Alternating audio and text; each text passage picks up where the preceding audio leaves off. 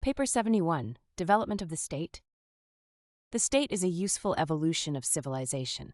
It represents society's net gain from the ravages and sufferings of war. Even statecraft is merely the accumulated technique for adjusting the competitive contest of force between the struggling tribes and nations. The modern state is the institution which survived in the long struggle for group power. Superior power eventually prevailed, and it produced a creature of fact, the state, together with the moral myth of the absolute obligation of the citizen to live and die for the state. But the state is not of divine genesis. It was not even produced by volitionally intelligent human action. It is purely an evolutionary institution and was wholly automatic in origin. The embryonic state. The state is a territorial social regulative organization, and the strongest, most efficient, and enduring state is composed of a single nation whose people have a common language, mores, and institutions. The early states were small and were all the result of conquest. They did not originate in voluntary associations. Many were founded by conquering nomads who would swoop down on peaceful herders or settled agriculturists to overpower and enslave them. Such states, resulting from conquest, were, perforce, stratified. Classes were inevitable, and class struggles have ever been selective. The northern tribes of the American red men never attained real statehood. They never progressed beyond a loose confederation of tribes, a very primitive form of state.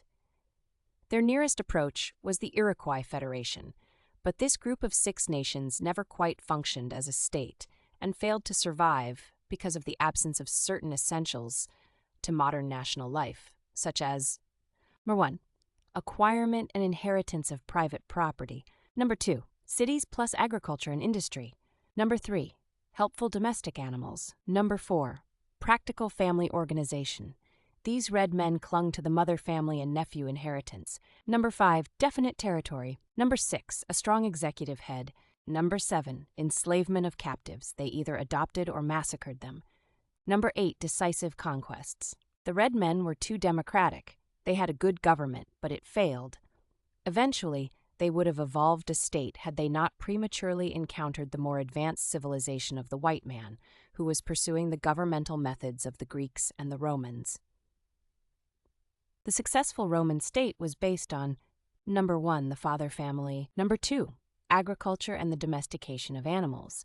Number 3. Condensation of population, cities. Number 4. Private property and land. Number 5. Slavery, classes of citizenship. Number 6. Conquest and reorganization of weak and backward peoples. Number 7. Definite territory with roads. Number 8. Personal and strong rulers. The great weakness in Roman civilization, and a factor in the ultimate collapse of the empire, was the supposed liberal and advanced provision for the emancipation of the boy at 21, and the unconditional release of the girl so that she was at liberty to marry a man of her own choosing, or to go abroad in the land to become immoral. The harm to society consisted not in these reforms themselves, but rather in the sudden and extensive manner of their adoption. The collapse of Rome indicates what may be expected when a state undergoes too rapid extension associated with internal degeneration. The embryonic state was made possible by the decline of the blood bond in favor of the territorial, and such tribal federations were usually firmly cemented by conquest. While a sovereignty that transcends all minor struggles and group differences is the characteristic of the true state, still, many classes and castes persist in the later state organizations as remnants of the clans and tribes of former days. The later and larger territorial states had a long and bitter struggle with these smaller consanguineous clan groups, the tribal government proving a valuable transition from family to state authority. During later times, many clans grew out of trades and other industrial associations. Failure of state integration results in retrogression to pre-state conditions of governmental techniques, such as the feudalism of the European Middle Ages. During these Dark Ages, the territorial state collapsed, and there was a reversion to the small castle groups, the reappearance of the clan and tribal stages of development. Similar semi-states even now exist in Asia and Africa, but not all of them are evolutionary reversions. Many are the embryonic nucleuses of states of the future.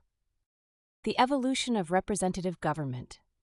Democracy, while an ideal, is a product of civilization, not of evolution. Go slowly, select carefully, for the dangers of democracy are: Number 1, glorification of mediocrity. Number 2, choice of base and ignorant rulers. Number 3, failure to recognize the basic facts of social evolution. Number 4, danger of universal suffrage in the hands of uneducated and indolent majorities. Number 5, slavery to public opinion. The majority is not always right. Public opinion, common opinion, has always delayed society. Nevertheless, it is valuable, for while retarding social evolution, it does preserve civilization. Education of public opinion is the only safe and true method of accelerating civilization. Force is only a temporary expedient, and cultural growth will increasingly accelerate as bullets give way to ballots. Public opinion, the mores, is the basic and elemental energy in social evolution and state development. But to be of state value, it must be nonviolent in expression. The measure of the advance of society is directly determined by the degree to which public opinion can control personal behavior and state regulation through nonviolent expression. The really civilized government had arrived when public opinion was clothed with the powers of personal franchise. Popular elections may not always decide things rightly, but they represent the right way even to do a wrong thing.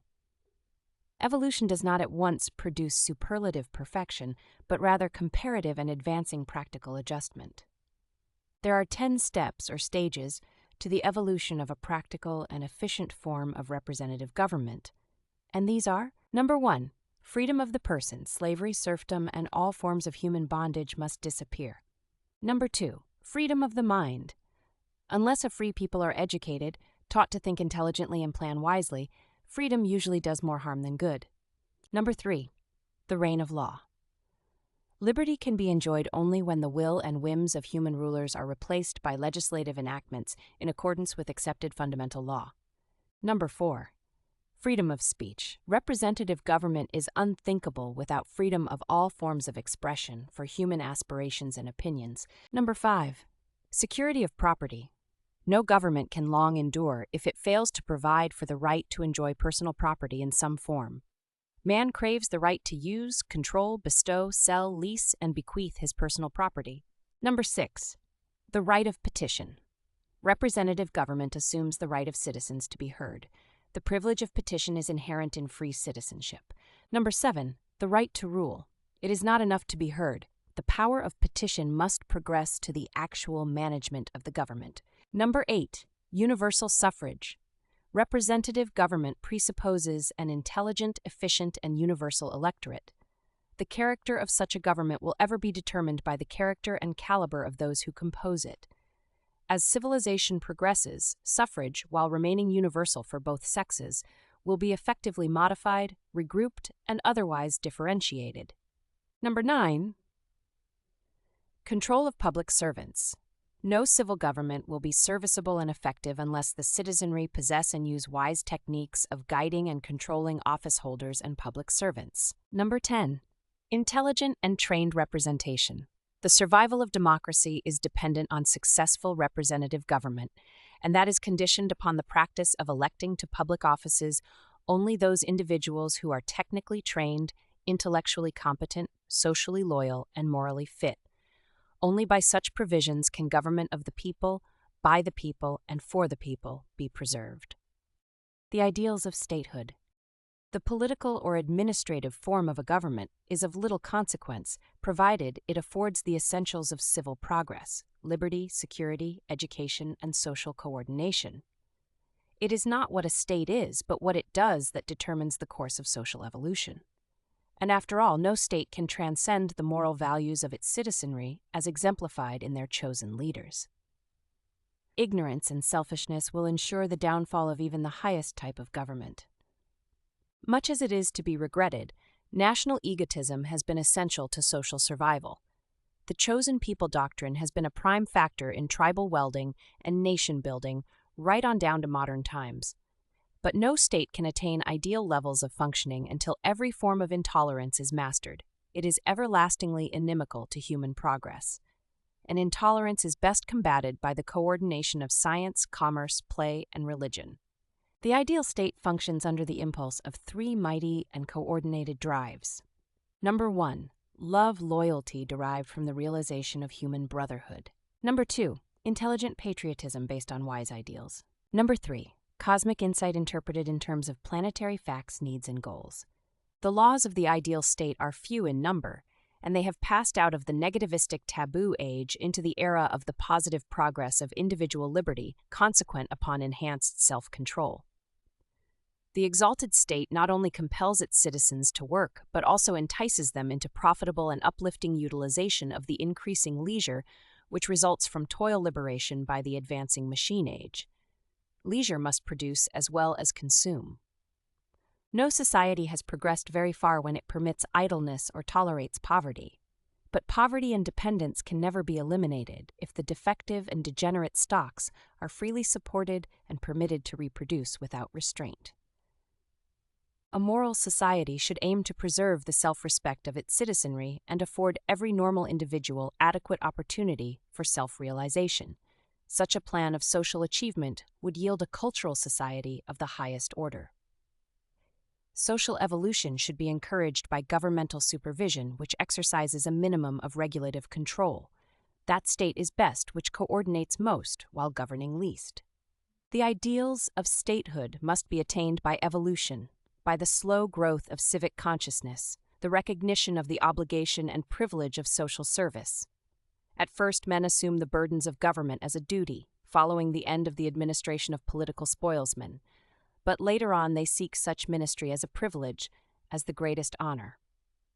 The status of any level of civilization is faithfully portrayed by the caliber of its citizens who volunteer to accept the responsibilities of statehood.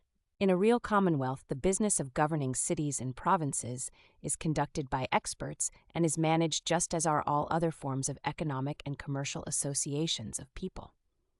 In advanced states, political service is esteemed as the highest devotion of the citizenry.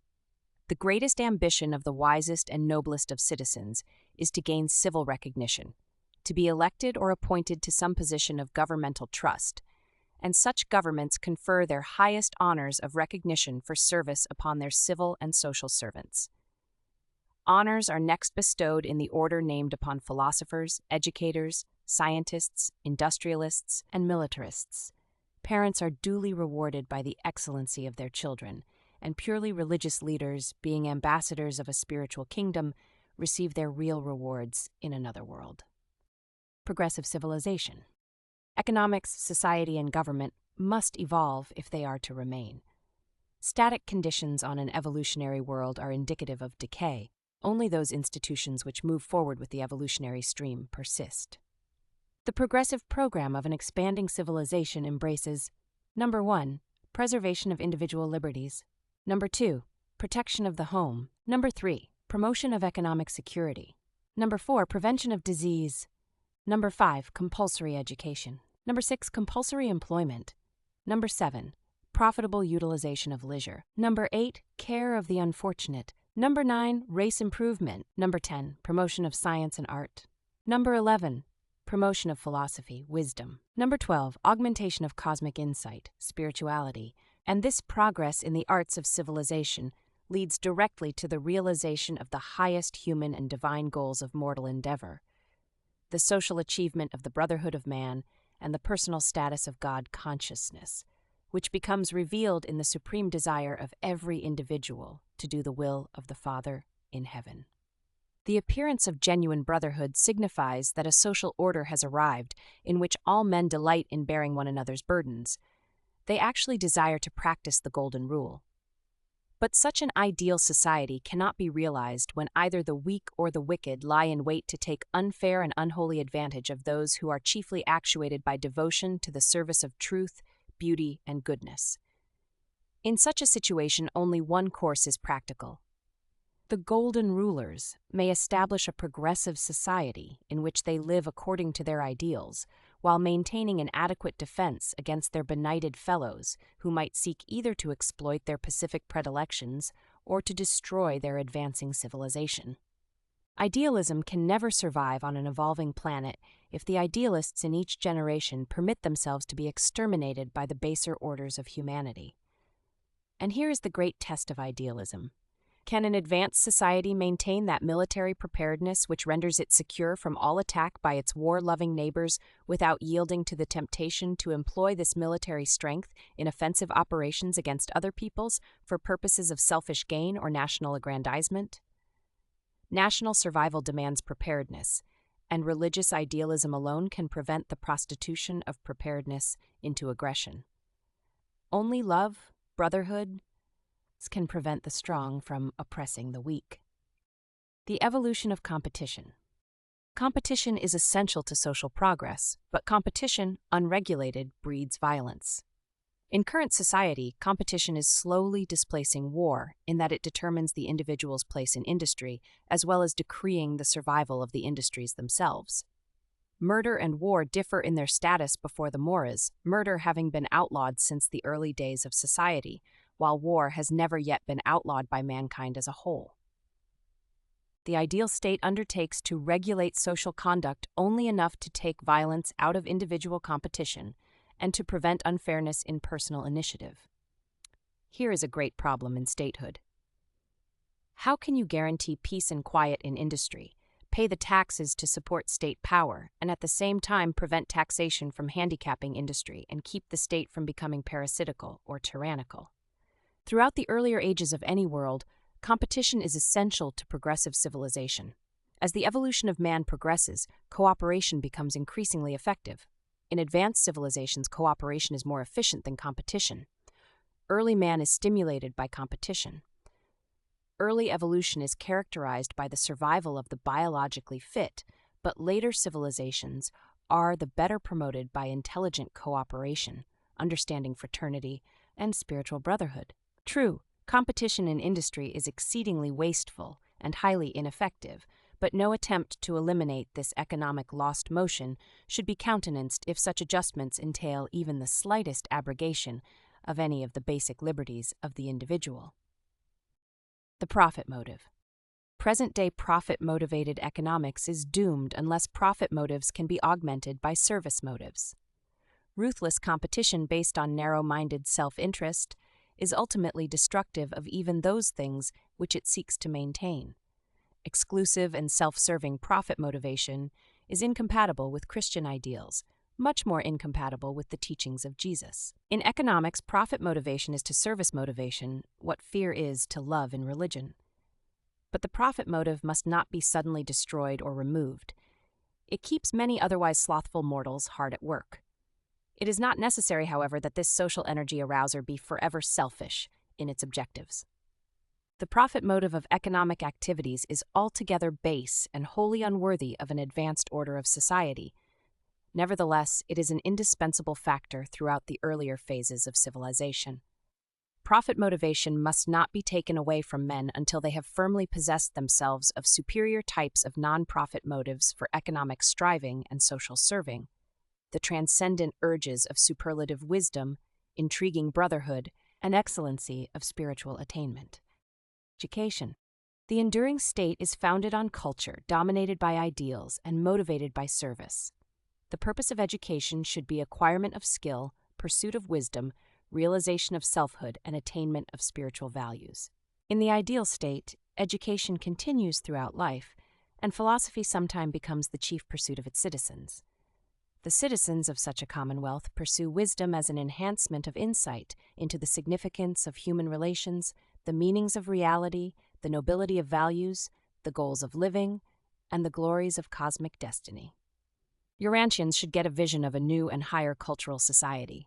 Education will jump to new levels of value with the passing of the purely profit-motivated system of economics. Education has too long been localistic, militaristic, ego-exalting, and success-seeking. It must eventually become worldwide, idealistic, self-realizing, and cosmic grasping. Education recently passed from the control of the clergy to that of lawyers and businessmen. Eventually, it must be given over to the philosophers and the scientists.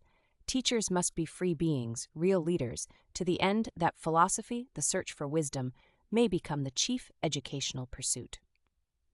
Education is the business of living. It must continue throughout a lifetime so that mankind may gradually experience the ascending levels of mortal wisdom, which are: number 1, the knowledge of things. Number 2, the realization of meanings. Number 3, the appreciation of values. Number 4, the nobility of work, duty. Number 5, the motivation of goals, morality. Number 6, the love of service, character. Number 7, cosmic insight, spiritual discernment.